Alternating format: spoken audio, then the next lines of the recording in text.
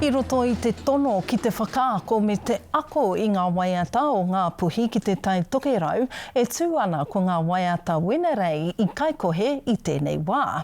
Ana e arahina ana e te ngā kauwhakapuke o te karanga e Dena Maree Henare. Ana he kaupapa kotahitanga tēnei mā te tai tokerau mā roto mai I ngā waiata mo te pōhiri me ngā mahi o runga I te marae. Kei a Harata Brown, te roa ngāke. Ka noho mai ka harau I roto. He pātere, e whakakōrero nei ngā taumata nohoanga o Ngāpuhi nui tonu. He kaupapa I rewa I tō mātou huihuinga o te kawa o Rāhiri. Nā whakaro hoki a hau mo te kaupapa rā, ka pēhea tō tātou koha, ka mutu hei whāngai I ngā kōrero tuku iho ki tō tātou iwi.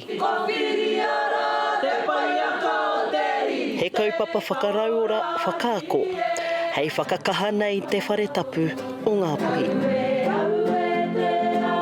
Kia nohotahi a Ngāpuhi, kia Ngāpuhi, kia akotahi a Ngāpuhi, kia Ngāpuhi. Tērā te take ko tō mai mātou ko tōki whānau ki konei, kia nohotahi me e rātu whānau I roto I te kāinga nei, kia akotahi ai tātou, kia tapatahi te haere I roto I ngā hui ka whakatūria e te iwi.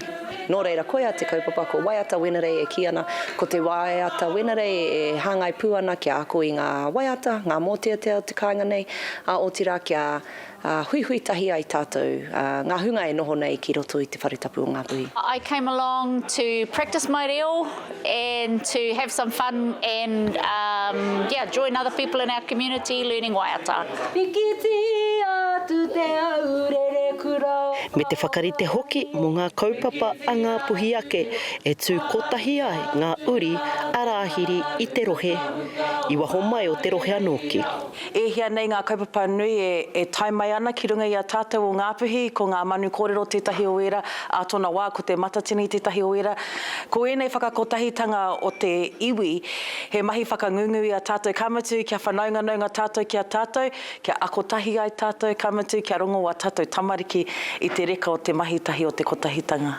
Ko te hihia nui, kia whanake tātou, kia waihanga etahi motea te pātere hou hoki.